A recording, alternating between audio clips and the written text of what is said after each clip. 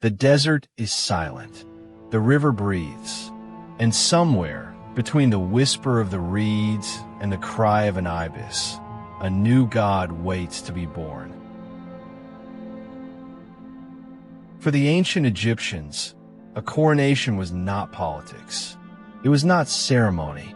It was creation. When a mortal man placed the double crown upon his head, the world was remade. This is the story of the lost coronation of the Pharaoh. In ancient Egypt, kings did not simply die. They departed.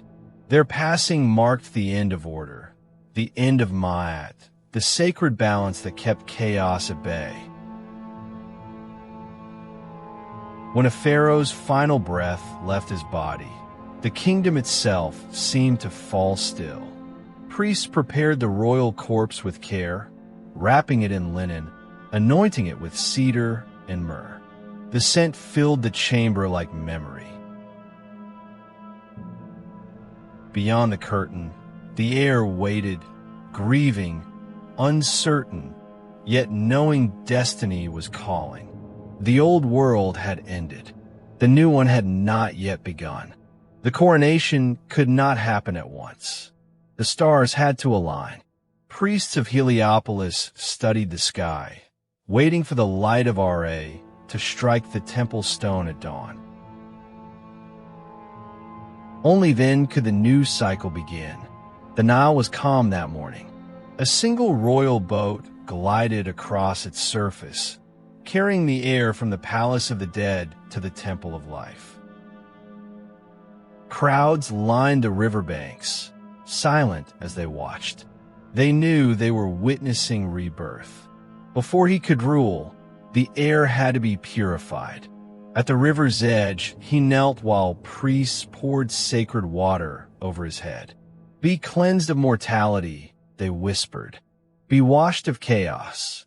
The river shimmered in the rising sun. A man shed his humanity. A god began to emerge. Then came anointing. Oils of frankincense and myrrh brushed across his brow, chest, and hands. The fragrance rose like a prayer. The first act of transformation was complete. The gates of Karnak opened to him. The temple corridors blazed with torchlight, columns alive with hieroglyphs and painted gods. Drums echoed slow and steady. Barefoot, the purified air walked through a corridor of chanting priests, incense swirling like mist. Every step was a vow, every breath an offering. "I am Horus," he murmured, repeating words spoken by countless rulers before him. "I am the falcon, the son of the sun."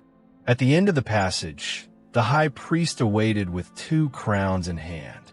Before the gathered priests and nobles, the high priest raised the white crown of Upper Egypt and placed it upon the prince's head. Then came the red crown of Lower Egypt. Together they formed the double crown, the skint, the unity of 2 lands. Outside, the people began to chant. Inside, the air trembled with power. "Behold the living Horus, king of the 2 lands, lord of Ma'at." The new pharaoh opened his eyes and saw not with human sight, but with the vision of a god. With the crown came identity. The new ruler received his 5 sacred names. The Horus name bound him to the sky. The 2 ladies' name placed him under the protection of the cobra and the vulture. The golden Horus name declared his victory over chaos. The throne name announced him as king of Upper and Lower Egypt. And the final name, the son of Ra, proclaimed him born of the sun itself. As each name was spoken, scribes recorded the words in gold and ink. Immortality was carved in light. To rule Egypt was to unite it in land and in spirit.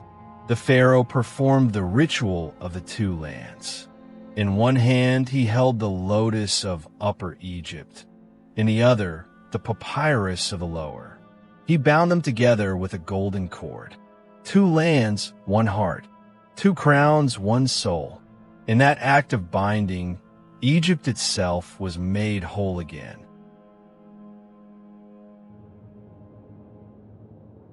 Next came the arrows of dominion.